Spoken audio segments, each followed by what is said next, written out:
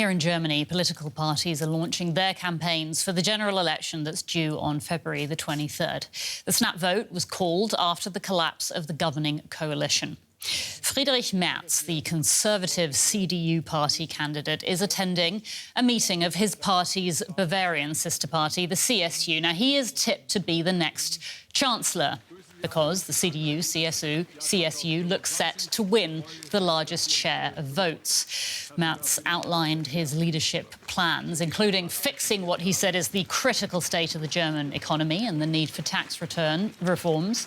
He says Europe needs to be prepared for the, quote, disruptive politics of US President-elect Donald Trump. And we can get more now from DW's chief political editor, Michaela Küfner, who is at the Conservative conference venue in the town of Zeon, where Merz has just addressed the media. Michaela, you heard Merz speak. Tell us more about what he had to say.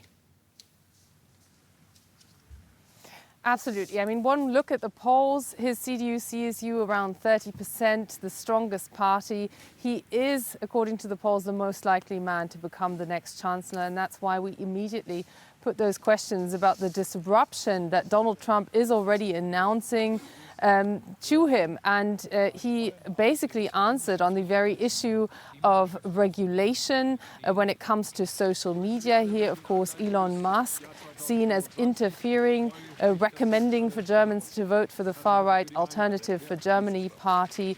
We saw Facebook announce, or Meta announce, that there no longer will be fact-checking, wanting less regulation. That is something expected to be a demand on the table from the Trump II administration. And here we heard from Friedrich Merz after a question on what he plans to do. Does he stick by European regulation? That yes, he would. That regulation should remain in place. At the same time, it should not interfere with press freedom. And listening closely to that, it already becomes rather apparent what the future friction points could become there, because press freedom is what is seen as deregulation on the other side of the Atlantic. So that will be a very interesting one, should he indeed come into office after those February 23rd elections. And there is almost traditional tension between within this conservative camp of the CDU-CSU. There was also a bit of question mark whether both stand side by side when it comes to the question of providing Ukraine with a tower system. Here we learned again that Friedrich Merz, should he become chancellor, would be in favor of delivering that, but only if it is a joint decision with allies. And we learned from the Bavarian sister party, which has been more skeptical, that it sees this as definitely for a call to be made by a future chancellor. You can tell already both feel pretty certain that that's going to go their way. Mm-hmm. The Taurus system, of course, is the missiles that Ukraine wants from Germany, just to clarify that. Can I ask you, Michaela, what strategies Merz is using to try to set himself apart from the current German Chancellor, Olaf Scholz? Well, he has, in a way, an easy issue to go on, which is the economy. That's also his personal strength. He used to work for BlackRock, the huge investment company here in Europe. That is what he would like to focus on. At the same time, he stresses that migration cannot stay the same. He said there has to be a complete policy turnaround on the economy, on migration, but also when it comes to how Germany is represented abroad. We're still to learn what exactly that means. He will hold a major speech on that later in the month, but we do know that his focus is clearly on Europe taking a leading role and Germany displaying more leadership in that. Again, something that he would need to define. On the economy, he is all about essentially cutting down on funding that is going into making the economy greener. And he sees almost as an other end of the spectrum, investing in dynamism into the German economy, which currently is really in last place when it comes to European economies and growth. In fact, it's heading further into recession. Michaela, thank you so much for bringing us up to date there. That's DW's chief political editor, Michaela Küfner. Now, migration is also high on the Conservatives' agenda in this upcoming election. So we're going to take a closer look now at where they stand on this issue. Germany's centre-right Christian Democrats and their Bavarian partners, the CSU, are talking tough on migration. There has been too much migration to Germany in recent years, both illegal migration and some legal migration. This needs to change, and not just cosmetically, but fundamentally. In the last 10 years, Germany has taken in many people. From 2015, close to 1 million Syrians came, fleeing war in their country. And in 2022, a similar number of refugees arrived from Ukraine. That has led to problems, with some local authorities struggling to provide housing, schools and other services. Some polls show voters see migration as the biggest problem. And there's strong support for anti-immigration parties. The answer, according to the centre-right CDU and CSU, turning back people at the border, repatriation of those convicted of criminal offences, and a policy of returning Syrians to their country following the fall of the Assad regime. They've even called for the removal of German nationality from people with dual citizenship if they're found guilty of crimes. Where Olaf Scholz's government has made it easier to obtain German citizenship, the Conservatives want to reverse that trend.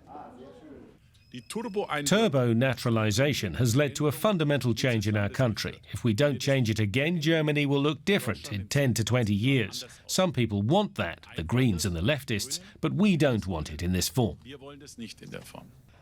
Some say such ideas risk making naturalised Germans into second-class citizens, sending a message they can never be integrated.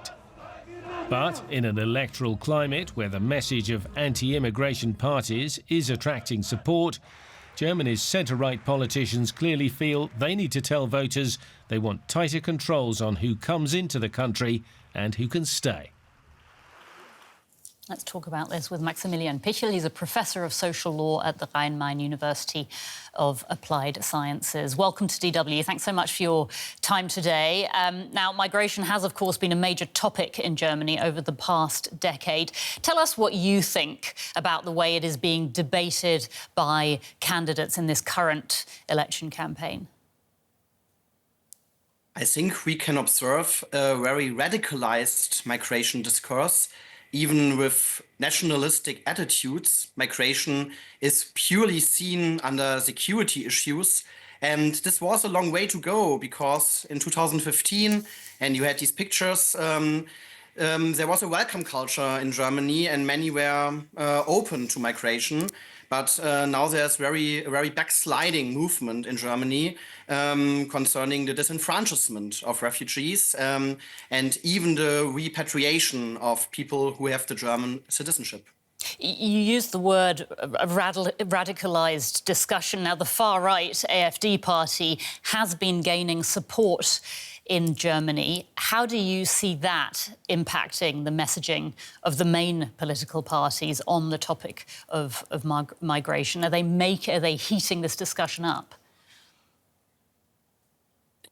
Yeah, we know from research from all around Europe, when you take over the program and ideas of the far right, then, of course, the far right is strengthened and not the other political parties. We can observe this in the Netherlands, in France, in Finland, and now we have the case in Germany.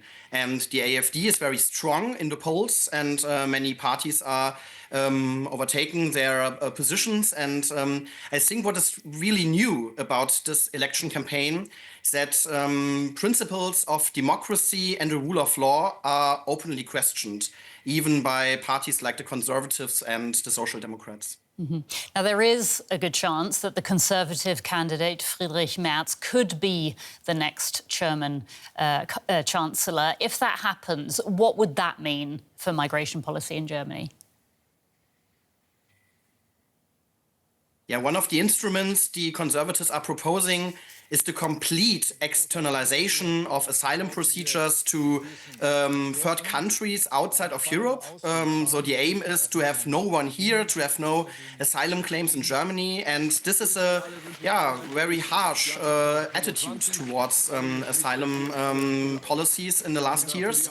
And we can also see that the Conservatives are really trying to openly question European law, because they want to have more pushbacks at the German borders, and this is not in accordance with the jurisprudence of the European Court of Justice.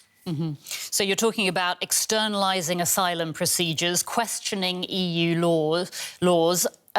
What in particular is your biggest concern about the future direction of German migration policy?